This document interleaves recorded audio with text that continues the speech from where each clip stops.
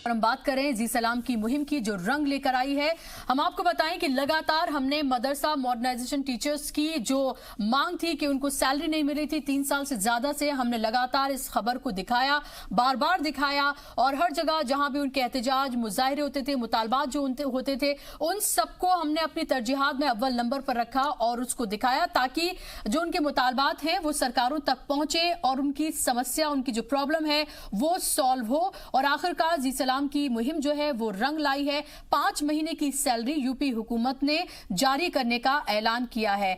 ये बात सही है कि 5 महीने की सैलरी उतनी काफी नहीं है, लेकिन फिर भी एक अच्छी शुरुआत है और इसका इस्तकबाल होना चाहिए। तमाम मेहमान मेरे साथ मौजूद हैं इस पर बात करने के लिए। एजाज साहब भी मेरे साथ जुड़े हुए हैं।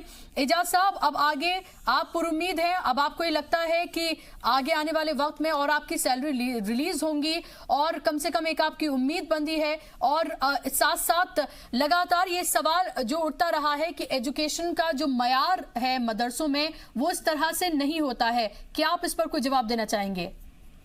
जी, मैं ये बताना चाहता हूँ कि पिछले साल सरकार ने, हमारे स्टेट गवर्नमेंट ने हमारे यहाँ मदरसों में एनसीईआरटी सिलेबस लागू किया। जी, एनसीईआरटी सिलेबस लागू सरकार ने तो कर दिया आनंद फानन में, लेकिन जो एनसीईआरटी की जो किताबें देनी थी मदरसों में स्टूडेंट को, क्योंकि मदरसे के स्टूडेंट से ज्यादा गरीब कोई भी तलबा नहीं है, पूरे चाहे सरकारी स्कूल हो उनसे भी गरीब स्टूडेंट हमारे यहाँ आते हैं, तो एनसीईआरटी की बुक्स नहीं मिली।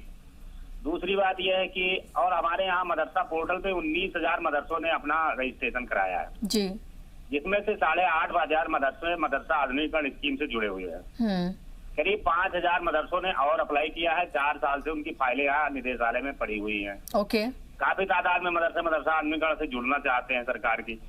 तो और रही बात एजुकेशनल अपलिफ्टमेंट की, तो अब चूंकि 3-4 साल हो गए मदरसा टीचर को सैलरी भी नहीं मिली है, उनके परिवार भी नहीं पल पा रहे हैं। करीब 19 टीचर आत्महत्या कर चुके हैं।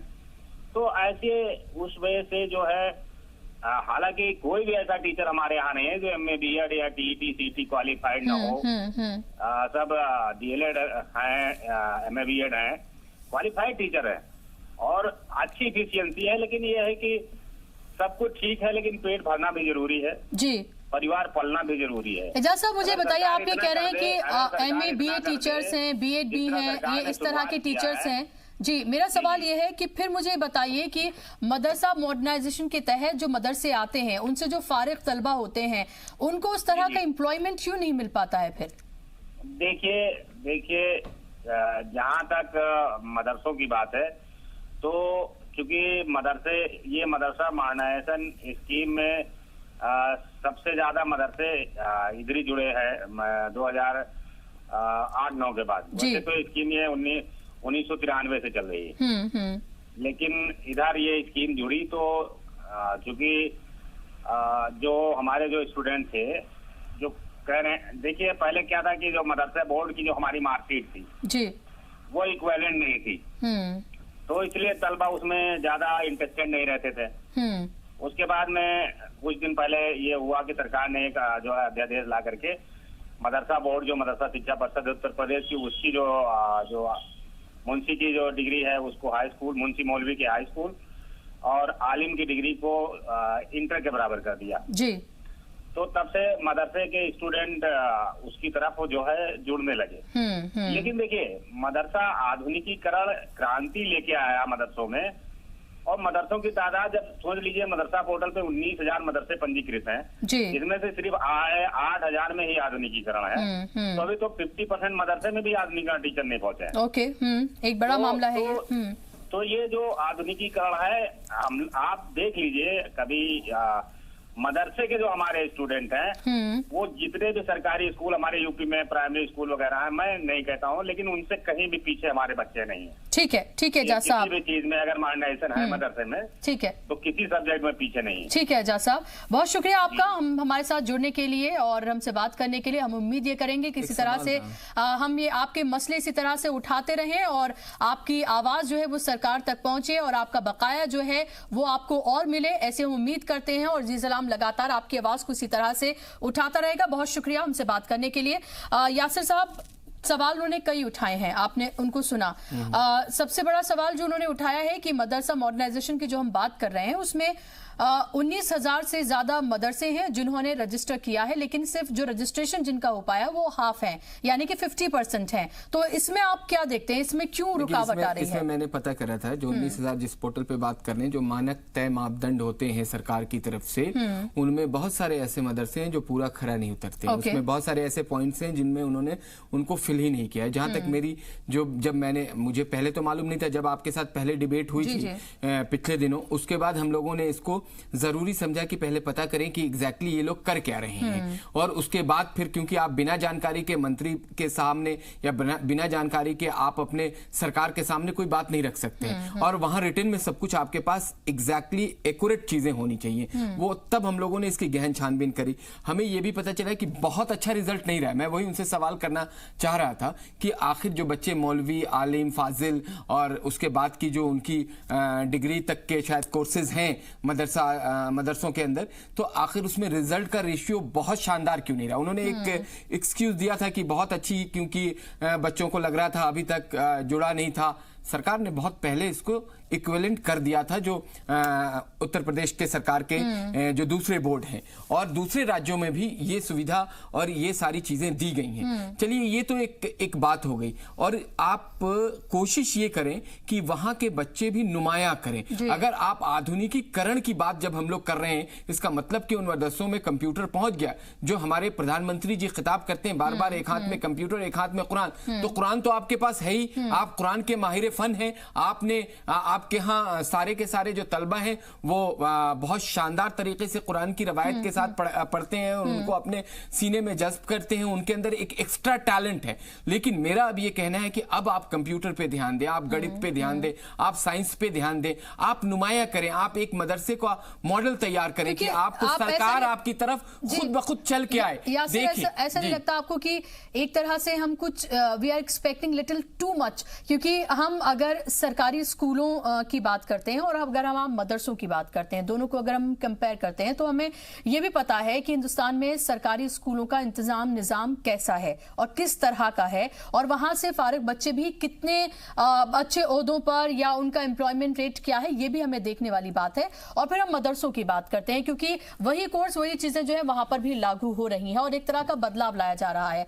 तो आपको नहीं लगता कि we are expecting little too much from them? नहीं, देखिए, अगर आप चाहेंगे कि समाज के अंदर कोई नजीर पेश करना है, तो आप बहुत सीमित संसाधनों से भी आप बहुत सारे ऐसे बच्चों को हमने देखा है सामने, जो IAS, IPS, डॉक्टर, इंजीनियर बनते हैं, जिनके पास किसी तरह के संसाधन नहीं। साउथ और नॉर्थ के मदारिस में भी आप फर्क को देखेंगे? नहीं, मैं देखता हूं। देखिए, हम साउथ की इसलिए बात नहीं करते हैं कि साउथ से हमारा इस वक्त इन सारी चीजों से कोई लेना देना नहीं। ये सारा का सारा जो मैटर है वो नॉर्थ भारत का पूरा फोकस है, और उत्तर प्रदेश, बिहार, ये सबसे ज्यादा जो इसमें शामिल है, इफेक्टेड है, जो भी मदरसे हैं। तो हम सिर्फ यहीं की बात करेंगे अभी, और मुझे लगता है कि कुछ बदलाव, एजाज साहब अगर होते तो मैं उनसे रिक्वेस्ट करता, क्योंकि एक बहुत बड़ी तंजीम के वो सदर हैं और बड़ी जबरदस्त तरीके से वो अपने मुहिम को चला रहे हैं, एहतजाज करते हैं तमाम छोटे शहरों से लेके राजधानी तक। तो मैं उन लोगों के लिए भी उनसे कहता कि आप एक एहतजाज, एक बड़ा प्रदर्शन उन टीचर्स के लिए भी करिए कि वो, अब हम लोग जिस तरीके से पूरी कोशिश कर रहे हैं कि आपने जो काम किया है उसका मेहनताना आपको सरकार दे, जो देने की शुरुआत कर दी है, तो अब आप भी शुरुआत करें कि आपके बच्चे भी नुमाया करें, आपके बच्चों को भी वहां की रियासत की सरकार बुला के आपको इनाम और उससे नवाजे, क्योंकि अगर आप शानदार कुछ करेंगे तो लोगों की नजर में आ जाएंगे। और आप जैसा मीडिया, आप जैसी एंकर, आप जैसी रिसर्च की जो आपकी टीम है, चाहे वो शोएब हो, चाहे वो अब्बास जैदी हो, चाहे जितने लोग यहाँ लगे हुए हैं, सब के सब, मैं अफसर भाई तक की बात को यहां जोड़ूंगा, क्योंकि जिस तरीके से आपने खास करके जनमानस से रिलेटेड जो इश्यूज को, और उसमें भी मदरसा को आपने पकड़ के रखा, आपने उस दिन से पकड़ा हुआ है जिस दिन से इन लोगों ने जंतर मंतर पे एक धरना प्रदर्शन की शुरुआत करी थी, और तमाम जहां भी इन्होंने जिन शहरों में एहतजाज किया, आपने रिपोर्टिंग जरूर करी, और उसका आज ये नतीजा है कि सरकार की आंखें भी खुली दबाव हम लोगों ने भी बनाया, क्योंकि वो भी हमारे देखिए समाज के मदरसा आधुनिकीकरण के जो शिक्षक हैं वो एक हिस्सा है, उनका परिवार है, उनके बच्चे हैं, उनके भी सारी चीजों की जो जिम्मेदारी है वो बिल्कुल सरकार पे होती है। उनको उनकी अपनी जिंदगी को आसान बनाना है। आप यकीन करें कि जब हम लोग इसमें इन्वॉल्व हुए तो हमने पता किया बहुत बुरी हालात थी, लेकिन अब इन सारी चीजों को छोड़ के मुझे लगता है कि जो सरकार की एक सोच है, सरकार की जो समरसता की बात है, जो समाज के अंदर बराबरी देने की बात जो सरकार कर रही है, उसमें अब आप भी खरे उतरे, आपके बच्चे भी शानदार तरीके से उनका रिजल्ट आए, आपके मदरसों का नाम हो, ये कोशिश भी मदरसा आधुनिकीकरण के शिक्षक महोदयों को करना चाहिए। ये मेरी उनसे रिक्वेस्ट। प्रिया, अब हम ये कहते हैं कि जब सरकार की तरफ से ये कहा गया था कि तमाम जितने भी मदरसे हैं जो मॉडर्नाइजेशन के तहत आते हैं वहां पर एनसीईआरटी का कोर्स जो है लागू होना चाहिए, लेकिन जिस तरह से सैलरी की बात उठ रही है उसी तरह से उस कोर्स की भी बात उठी कि जब ये पूछा गया और एक तरह से जब ये देखा गया कि क्या वाकई में उनके पास वो सहूलियात, वो किताबें, वो कॉपियां, वो कोर्स पहुंचा है, तो पता चला कि ऐसा हुआ ही नहीं है। तो आपको नहीं लगता कि जो कहा जा रहा है वो किया भी अगर उसी तरह से जाए तो एक इंपैक्ट होगा, और जो विश्वास की बात बार बार कही जा रही है वो विश्वास भी बिना कहे डेवलप होगा खुद से? अभी आपने जो एक सवाल उठाया था कि क्या ये थोड़ा सा जल्दी नहीं हो रहा है या हम उनसे थोड़ा ज्यादा एक्सपेक्ट नहीं कर रहे हैं मदरसाओं से, तो अभी खुद एजाज जी ने बताया कि 19,000 मदरसों में से सिर्फ 8,500 के करीब मदरसों ने अपने आप को आधुनिकीकरण के साथ रजिस्टर कराया है। तो ये जो गैप है बीच का, इस गैप को भरने में टाइम लगेगा। खुद मदरसों की मुहिम, मदरसों को खुद जुड़ना पड़ेगा एक कदम आगे बढ़ा के। और इसके अलावा जो मदरसे अभी तक सामने निकलकर ही नहीं आए हैं, जो ना रजिस्टर होना चाहते हैं, ना आधुनिकीकरण में आना चाहते हैं और ना अपने आप को कहीं पर दिखाना चाहते हैं किसी भी दस्तावेज में कि हम भी एग्जिट करते हैं, वहां तक पहुंचने के लिए सरकार को, सरकारी तंत्र को, प्रशासन को और मीडिया को भी वहां तक पहुंचना पड़ेगा। अभी आपने एक कंपैरिजन किया सरकारी स्कूलों का और मदरसों का, तो मैं बता दूं कि सरकारी स्कूलों की जो हालत हमने देखी है, उन स्कूल्स में क्या पढ़ाया जाता है, क्या सिलेबस दिया जाता है, वो कम से कम सबकी नजरों के सामने रहता है, सबको पता होता है। कुछ ऐसे मदरसे भी हमारे सामने निकल कर आए जहां पर इस तरह की शिक्षा दी ही नहीं जाती है, वहां पर कुछ और ही शिक्षा पद्धति को अपनाया गया है, कुछ और ही लोगों को बहकाने का, फुसलाने का काम किया जाता है। देखिए प्रिया, अगर आप इस तरह की बातें कहेंगी तो जाहिर सी बात है जो विश्वास की बात कही जा रही है तो विश्वास आप यहीं पर तोड़ रहे हैं। आप ध्यान से देखिए, कुछ मदरसों का मैंने कहा है जो कुछ की बात कर रही हूँ मैं आपको, क्योंकि जब तक अगर कोई चीज प्रूफ ना हो, अस्तित्व में ही अपने आप को नहीं दिखाना चाहते हैं, तो वहां तक पहुंच के उन लोगों को भी लाना पड़ेगा कि आप क्या पद्धति अपनाना चाहते हैं, क्या शिक्षा आपके यहाँ पर दी जा रही है, किन चीजों की जरूरत है आपको। अगर सैलरी की आवाज उठ सकती है तो सिलेबस की किताबों की आवाज नहीं उठ सकती, नहीं उठाई गई है, तभी तक तो हमारे पास तक पहुंची है बात, बिल्कुल उठाई गई है, इसीलिए हम तक पहुंची है बात। ये विश्वास जीतने की एक पहल है कि 21 दिन सरकार 21 दिन भी अपने पूरे नहीं करती है और आके ये ऐलान कर देती है कि 5 करोड़ अल्पसंख्यक समुदाय को स्कॉलरशिप। लेकिन प्रिया, ये भी देखने वाली बात है कि पहली बार हुकूमत नहीं बनी है, 5 साल पहले वो अपना एक टर्म पूरा कर चुकी है, ये दूसरा टर्म है, दिस इज सेकंड टर्म। देखिए उन 5 साल के दौरान भी जितनी स्कीमें आई है, वो स्कीमें अगर मैं गिनाने बैठूं तो ये पूरा डिबेट कम पड़ जाएगा। इसके अलावा जो सरकार की बाकी योजनाएं चली, चाहे स्किल इंडिया की हो, चाहे मुद्रा ऋण की बात हो, चाहे किसी और किसी स्कीम की बात हो, उसमें कभी ये नहीं देखा गया कि इतने प्रतिशत इस समुदाय को दिया जाएगा, इतने प्रतिशत इस समुदाय को दिया जाएगा। जितने लोग उनमें अपने आप को एनरोल कराना चाहते हैं, किसी भी जाति धर्म संप्रदाय के हैं, सबको एक तराजू में तोला जाएगा और सबका एनरोलमेंट किया जाएगा। तो सरकार ने तो कभी भी अपनी तरफ से भेदभाव करने की कोशिश की ही नहीं है। और इस सरकार आने के बाद 2014 के बाद जो बजट अल्पसंख्यक समुदाय के लिए बना है, वो पहले कभी इतिहास में इतना बजट हुआ ही नहीं है। 62 से 65% अधिक बजट दिया इस सरकार ने। तो सरकार धीरे धीरे हर चीज को कनेक्ट करने की, हर बिंदु को जोड़ने की कोशिश कर रही है और जुड़ने में आप भी मानिए इस बात को कि समय लगेगा, लेकिन जब ये अपना रिजल्ट देना शुरू करेगा तो आप देखिएगा कि तस्वीर। सीमा जी, ये भी सवाल उठाया जाता है कि एक तो मदरसे जो हैं जहां पर जाहिर सी बात है कि मुसलमानों से मुंसलिक है, वहां पर इस्लाम की तालीम दी जाती है, उसके साथ साथ जो मदरसा मॉडर्नाइजेशन के तहत आते हैं वह दुनियावी तालीम भी दी जाती है। ये सवाल उठता है कि और दूसरे मजहब के जो स्कूल्स हैं जो इसी तरह से चलते हैं, जहां पर उस मजहब की तालीम दी जाती है, उसको लेकर कभी कोई सवाल क्यों नहीं उठता है? देखिए, मेरे हिसाब से बुशरा, ये बहुत ही महत्वपूर्ण सवाल आपने पूछा है, क्योंकि अगर हम माइनॉरिटीज की बात करते हैं तो माइनॉरिटीज में अगर पिछड़ेपन में आप देखेंगे तो सबसे पिछड़ा मुसलमान है। तो यहाँ पे सबसे बड़ा सवाल ये है कि मुस्लिम कम्युनिटी इतनी पिछड़ी हुई क्यों है। इसमें एक बहुत बड़ा, जिसको कि मैंने पहले भी आपके चैनल पे कई बार बोला है, इसमें एक बहुत बड़ा रीजन इस बात को लेके, जिस बात को भी प्रिया बोल रही थी, कि कहीं ना कहीं कुछ लोग ऐसे हैं जो चाहते ही नहीं कि इस धर्म में चेंज आए। तो वो क्या करते हैं, वो अपने आप को मेन स्ट्रीम, चाहे वो एजुकेशन से रिलेटेड चीजें हो, चाहे वो मॉडर्नाइजेशन से रिलेटेड चीजें हो, वो अपने आप को हमेशा एक अलग तरीके से रखना चाहते हैं। अगर आप मेन स्ट्रीम से हमेशा अपने आप को अलग रखेंगे, और जब भी आपको, जैसे अभी आपने बोला कि पिछले 5 साल भी सरकार रही, मुझे याद है कि जब मोदी सरकार ने मदरसों के मॉडर्नाइजेशन की बात करी थी, तो बड़ा एक स्ट्रॉन्ग रिएक्शन मदरसों की तरफ से आया था, और उन्होंने बोला था कि ये हमारे कार्यप्रणाली में आपका इंटरफेरेंस है, मॉडर्नाइजेशन होने नहीं देंगे। तो जब इस माइंडसेट की बात आती है, जब आप सरकार को पूरे तरीके से संदेह की दृष्टि से देखते हैं, कहीं ना कहीं पिछले 5 साल का जो समय रहा है, वो समय सरकार को, मुसलमानों को ये बताने में लगा कि हम आपके विरोधी नहीं है। क्योंकि चाहे आप दंगे देख लीजिए, चाहे आप ब्लास्ट देख लीजिए, चाहे आप कुछ भी देख लीजिए, शायद ये 5 साल मुसलमानों के लिए भी सबसे सुरक्षित 5 साल रहे हैं। पिछले 5 साल में जो विश्वास बना, उसी की बात जो है 2019 में प्रधानमंत्री मोदी ने करी है। मुसलमान भी अब इस चीज को रियलाइज कर रहे हैं, और मैं बहुत खुश हूं कम से कम इस बात को लेकर के कि मुसलमानों में अब एक तबका ऐसा है जो कि प्रोग्रेसिव था और प्रोग्रेसिव है, लेकिन अब वो कम से कम खुल करके बोल रहा है।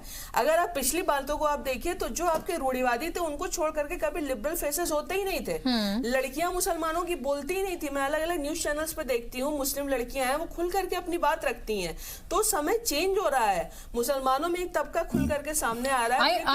I agree and disagree both with you Seema ji, क्योंकि आई अग्री कि चेंज है, बदलाव है, एक बहुत बड़ा बदलाव है, लेकिन I disagree to this extent कि ऐसा लग रहा है कि जैसे कि 5 साल पहले तक जो है मुस्लिम तबका जो है वो किसी अंधेरों में जो है वो गुम था, और अचानक से उसे एक रोशनी में एक गुफा से बाहर निकाला गया है। कैसे कहते हैं कि मैं 10 सेकंड बोलूं आपके इस पे जवाब दूं? देखिए बुशरा, आप जो बात कह रही हैं, मैं आपको 1952 से लेके आता हूँ। 1952 में जब पहला इलेक्शन हुआ था, आप जो हम लोग बार बार तुष्टीकरण की बात करते हैं कि क्यों कांग्रेस के साथ, कांग्रेस ने हमेशा से राज्य किया। 1952 में हमारे पार्लियामेंट के अंदर मुसलमानों का रिप्रेजेंटेशन आपको मालूम है कितना था? 4.5% था। 1952 से 1984 तक कांग्रेस किसी को भी, यानी मुझे कहना पड़ेगा कि अगर जानवर को भी टिकट दे देती थी तो वो पार्लियामेंट पहुंच जाता था। उसके बाद भी उन्होंने 5% से ज्यादा कभी रिप्रेजेंटेशन नहीं दिया। तो आप कैसे कह सकती हैं कि इस 5 साल से पहले बहुत अच्छा हो रहा था? नहीं दिया। हाँ, ये सुनना चाह रहा था। लेकिन कांग्रेस के पास जब सब कुछ था देने के लिए, तब भी आपके 100% लोगों में से, आपके 100% लोगों में से सिर्फ 4% मुसलमान थे। वही रिप्रेजेंट कर सकते थे, और बाकी मुसलमान कहाँ गए? देखिए यासिर साहब, जब आप कंपैरिजन करते हैं कांग्रेस और बीजेपी का, और अब जब आप ये बारहा ये बोलते हैं कि छला गया है मुसलमानों को, उनका अपीजमेंट किया गया है, उन्हें एक तरह से एक मोहरा बनाया गया है पॉलिटिक्स का, तो फिर उसके बाद आपको भी तो उनको वो रिप्रेजेंटेशन देना होगा। नहीं, उस रिप्रेजेंटेशन से सुन लीजिए, उस रिप्रेजेंटेशन से तो बीजेपी की हुकूमत रही, कितना अच्छा, उस रिप्रेजेंटेशन से तो अच्छा है ना कि वो हमें मेन स्ट्रीम में मुसलमानों को उनका हक देने की बात कर रहे हैं और दे रहे हैं। उस रिप्रेजेंटेशन से तो अच्छा है ना कि मौलाना आजाद साहब को जब चुनाव लड़ने की बात आई तो उनसे कहा गया, कांग्रेस के लीडर्स ने कहा उस वक्त कि आप माइनॉरिटी सीट ढूंढिए। कम से कम उससे तो बेहतर है ना कि आपको, अगर वो मदरसा आधुनिकीकरण की बात कर रहे हैं तो उसको अमली जामा पहनाने की बात कर रहे हैं, छात्र छात्राओं को छात्रवृत्ति की बात कर रहे हैं, तो अंतिम पायदान पे खड़ा हुआ जो व्यक्ति है मुसलमानों का, उस तक वो छात्रवृत्ति पहुंचाने की कोशिश में लगे हुए और पहुंच रहे। आंकड़े के साथ मैं आपको जवाब दे रहा हूं। आप बिलीव करें कि आप पता करें कि 2014 से 2019 तक के अंदर जितनी भी योजनाएं रही हैं, वो सब के सब वहां तक पहुंचाई गई हैं उन लोगों के बीच में जो कभी नहीं पहुंचती थी। आपको मैं माइनॉरिटी मिनिस्ट्री की बात करूं, अगर आप वहां का एक प्रोग्राम है हुनर हाट, आपको हैरानी होगी कि इससे पहले क्या लोगों के अंदर दिमाग नहीं था? वो सोच नहीं सकते थे कि जो आर्टिजन होते हैं, क्योंकि मुस्लिम समुदाय के अंदर हाथ के काम करने वाले, अपने वैसे काम करने वाले कारीगर, उस्ताद टाइप के लोग बहुत ज्यादा हैं इस तबके में, तो क्या उनके लिए सोचा नहीं जा सकता था? माइनॉरिटी मिनिस्ट्री ने आपको ये जो हुनर हाट जो बनाया, उसको अगर उन आर्टिजन को, उन उस्तादों को, अगर वो खड़क सिंह बाबा खड़क सिंह मार्ग दिल्ली के सेंट्रल पार्क में लेके गई, इसलिए लेके गई कि वो जो उनका काम है, विदेश से जो लोग आएंगे वो देखेंगे, सराहेंगे और उनको बिजनेस मिलेगा, और उनको बिजनेस मिला। और उन्होंने फिर पांडिचेरी गए, फिर वो उत्तर प्रदेश के इलाहाबाद गए, गुवाहाटी के आसाम गए, कश्मीर में श्रीनगर पहुंचे। यहां के लोकल लोगों को निकालने का काम क्या 5 साल पहले नहीं हो सकता था? 10 साल की यूपीए की सरकार थी। क्या मुसलमानों का जो काम है, आप जो कश्मीर की शॉल है, जो गुवाहाटी में वो वहां के जो लोकल बांस के काम होते हैं, क्या उसको वहां पे मुसलमान सबसे ज्यादा उस काम से जुड़ा हुआ है, उसको क्या विदेश में भेजा नहीं जा सकता था? उनकी इनकम को बढ़ाया नहीं जा सकता था? ये क्यों नहीं सोचा प्रायर की सरकारों ने? क्यों उनसे कह दिया गया कि आप तो सिर्फ, अब देखिए, मुझे कहने में कोई गुरेज नहीं कि आप गटर में रहते हैं, गटर में रहिए, कोई फर्क नहीं पड़ता। कोई रिफॉर्म्स करने के लिए कांग्रेस तो बनी नहीं थी कि मुसलमानों का रिफॉर्म्स करती और चांद पे लेके जाती उनको। वो इस तरह की। आपका ये कहना है कि वाकई में इतनी बेचारगी, इतनी ऐसी हालत है कि गटर और इस तरह की बात। अब आप ये तो बात देखिए, ये तो बात आपको पूछना पड़ेगा उस वक्त के तत्कालीन प्रधानमंत्री के साथ जो गृह राज्य मंत्री थे आरिफ मोहम्मद खान ने क्लियर कह दिया, और तमाम उनके बयान लगातार मीडिया चैनल्स पे चल रहे हैं कि जिन मंत्री साहब ने कहा था उनके बारे में आप भी जानती हैं, मैं भी जानता हूं कि वो उनका किरदार कैसा था। उनका पूरा जो कांग्रेस का टेन्योर है आप उठा के देख लीजिए, मैं उनका नाम लेना नहीं चाहता हूं। तो उन्होंने अगर कहा तो आप कहीं ना कहीं ये सोचिए कि समाज के अंदर अगर सामने से बीजेपी आके सरकार, मैं ये मानता हूं कि बीजेपी से मुसलमानों की नफरत बहुत ज्यादा थी, मुसलमान नहीं चाहता बीजेपी को। 2014 तक हम लोग जब कोशिश भी कर रहे थे तब भी मुसलमान अटैच नहीं हो रहा था, लेकिन अब मुसलमानों के पास ऑप्शन, जब वो देख रहा है कि अरे यहां तो खुल के अपने बाहों को खोल रखा है कि आओ हम तुम्हें समेटने के लिए तैयार हैं, यहां पे हम वो चीज जो कभी उन्हें नहीं मिला। आप मदरसा आधुनिकीकरण की जो हम बात कर रहे हैं, 1996 में मिली जुली सरकार के जो तत्कालीन मंत्री थे फातमी साहब, उनके सामने ये सबसे पहले ऑन टेबल फाइल गई थी। अगर उनकी इच्छा शक्ति होती तो वो मदरसा आधुनिकीकरण के लिए आज कहां से कहां लेके चले जाते, एक एमयू जैसा सिस्टम तैयार कर देते, एक बड़े अदारे के रूप दे देते, लेकिन इच्छा शक्ति नहीं थी बुशरा। और बार बार हम लोग जो कांग्रेस को टारगेट करते हैं या मिलीजुली सरकार के जो सोच को टारगेट करते हैं, क्या आपको नहीं मालूम हकीकत की जो मुस्लिम बस्तियों में उसके चंद लोग तो बेहद अमीर हैं और 90% जो लोग हैं वो बेहद गरीबी रेखा के नीचे बैठे हुए, उनके बदलाव में किसी ने कोई काम क्यों नहीं किया? क्यों सरकार ट्रांसपेरेंसी के साथ? बात ठीक है, लेकिन हमें मुसलमानों को भी उस कैटेगरी में भी शामिल करना चाहिए जो हमारे मुल्क का हिस्सा, जो गरीबी से नीचे जिंदगी बिताने के लिए मजबूर है, उसमें वो मुसलमान भी आते हैं और उनकी हालत दूसरों से बदतर है, बद से बदतर है, इसमें कोई गुरेज नहीं है कहने वाली बात। को छेद करने की बात जब सेंट्रल हॉल से कहा गया तो वो करने की कोशिश कर रहे हैं। वजीर यासिर भाई की बात को आगे बढ़ाना चाह रही थी, जैसे अभी आप मुसलमानों के, अभी जैसे आपने बोला कि 5 साल से पहले क्या था, तो आप खुद देखिए कि 2007 या 6 में आई थिंक सच्चर कमेटी की रिपोर्ट आई, और इतने लंबे समय तक कांग्रेस के शासन के बाद सच्चर रिपोर्ट कहती है कि मुसलमान सबसे ज्यादा पिछड़ा हुआ है। दूसरा मुझे बात यहाँ पे ये कहनी है कि यहाँ पे चाहे वो मुसलमान हो, हिंदू हो, जो भी गरीब होता है वो गरीब होता है, इरेस्पेक्टिव ऑफ इट्स रिलीजन। हमें सिर्फ क्या करना है, चाहे वो मुस्लिम हो चाहे कोई और कम्युनिटी है, वो कोई बेचारगी वाली कम्युनिटी नहीं है। आप उनको सक्षम बना दीजिए, आप उनको पढ़ने के लिए दरवाजे खोलिए, वो खुद बढ़ने के लिए तैयार हो, आप उनको सक्षम बनाइए, वो मिनिस्ट्री में आकर के खुद आगे बढ़ेंगे, ना तो किसी को किसी के सहारे की जरूरत होती है। आज बुशरा अगर आप यहाँ बैठी, आप भी उसी कम्युनिटी की हैं, आप भी उसी संघर्ष को फेस करके आई है। मैं खुद एक राजपूत फैमिली को बिलोंग करती हूँ जो बहुत ही कंजर्वेटिव कम्युनिटी होती है। मैं अगर आ जाऊं तो मैं भी संघर्ष करके आई हूँ। तो आप लोगों को मौका दो, जिसके अंदर क्षमता होगी वो आगे बढ़ेगा। कम से कम सरकार ने पहली बात मदरसों के मॉडर्नाइजेशन को के बारे में बात करके उनको मौका देने की तो बात कही, जिसको आज तक कभी पिछले 50-60 सालों में किसी ने बोला ही नहीं था। तो जब वो पढ़ेंगे तो अपने आप बढ़ेंगे, इसमें कोई सेकेंड थॉट है ही नहीं है, और इसीलिए मुझे लगता है कि बहुत ही सराहनीय प्रयास है। प्रिया, उसके साथ लोग ये भी पूछते हैं कि एक पॉजिटिव माहौल की भी तो जरूरत है, क्योंकि अगर आप किसी से पढ़ने बढ़ने आगे बढ़ने के लिए बोल रहे हैं और दूसरी तरफ हम ये देख रहे हैं कि गेटवाइजेशन भी हो रहा है तो मुसलमानों का, तो उनका ये सवाल भी है कि भाई आप एक सिक्योरिटी भरा माहौल देंगे, एक विश्वास को डेवलप करेंगे, एक तरह का एक माहौल ऐसा पैदा करेंगे जहां उन्हें लगेगा कि बिल्कुल बेफिक्र होकर वो जो चाहें जैसा करना चाहें वो करें, तो वो माहौल भी तो डेवलप करना होगा।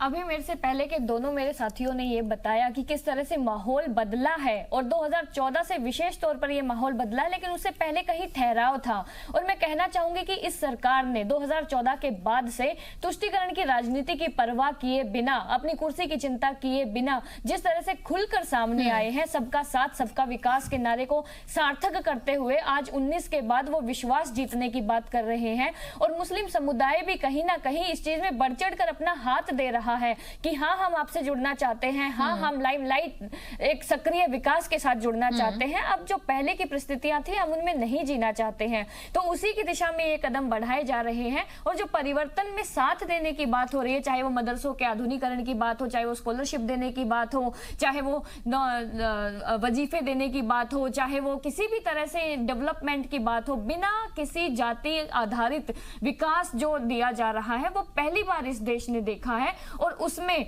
हो सकता है कि कहीं ना कहीं किसी और समुदाय को नाराजगी भी हो सकती है। ऐसा नहीं है बुशरा कि कोई लोग ये नहीं कहेंगे। लोगों ने ये आरोप लगाना शुरू कर दिया है कि अरे आप तो हिंदू हितों की बात करते थे, आज मैंने देखा, मैंने सोशल मीडिया पे काफी देखा, लोगों ने ये लिखा भी है कि इसलिए तो हमने आपको चुनकर नहीं भेजा था कि आप ये सब कुछ करेंगे। तो इस चीज की परवाह किए बिना, क्योंकि मेरे देश के नागरिक है, क्योंकि वो इस देश के विकास में बराबर के भागीदार है, वो भी देश की अर्थव्यवस्था में महत्वपूर्ण हिस्सा निभाते हैं अपना, उनको भी हम लाइमलाइट में एक मेन स्ट्रीम में साथ में जोड़कर चलेंगे। तो ये सारी चीजें देखते हुए सरकार ने अपना हाथ बढ़ाया है और इस समुदाय ने भी अपना हाथ बढ़ाया है। Last question Yasir to you कि हाँ, मेरा सवाल लास्ट आपसे यह है कि हम एक तरफ देखते हैं ये तमाम चीजें की जा रही है, सरकार की तरफ से ये कहा जा रहा है और बार बार वो सेंटेंस जो है रिपीट होता है, छल में छेद वाली बात जो है कही जा रही है।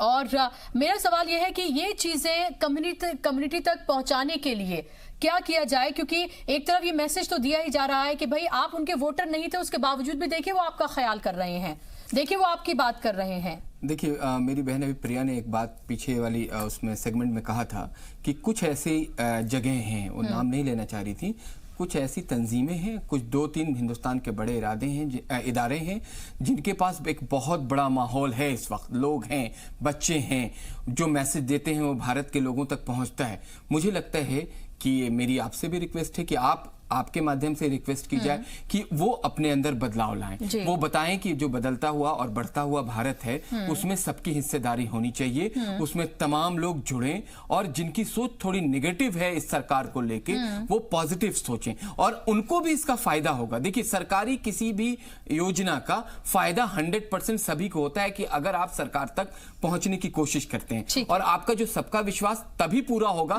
जब आप अपनी तरफ से। अब मैं एक छोटा सा एग्जांपल दे दूं, आज कल से आप बस मैं अयोध्या में देखिए हमारे हिंदू सनातन धर्म के भाइयों ने किस तरीके से अपना दिल बड़ा करके कब्रिस्तान मुसलमानों को दे दिया, तो आप भी तो अपने दोनों बाहों को बढ़ा के उनको समेटिए और उनको चीजों को दीजिए, तो ये भारत बदलेगा और बढ़ेगा। एग्जैक्टली तो वज़ीर आज़म साहब चाहते हैं। एग्जाम्पल्स भी हैं हमारे पास कि जहां पर मंदिरों की देखभाल मुसलमान कर रहे हैं और मुसलमानों के इस तरह के मजहबी मकामात की देखभाल जो हिंदू कर रहे हैं, और यही हमारे मुल्क की तहजीब भी है। बहुत बहुत शुक्रिया आप तमाम मेहमानों का स्टूडियो में आने के लिए, और इसी के साथ हमारे आज के इस प्रोग्राम में बस इतना ही।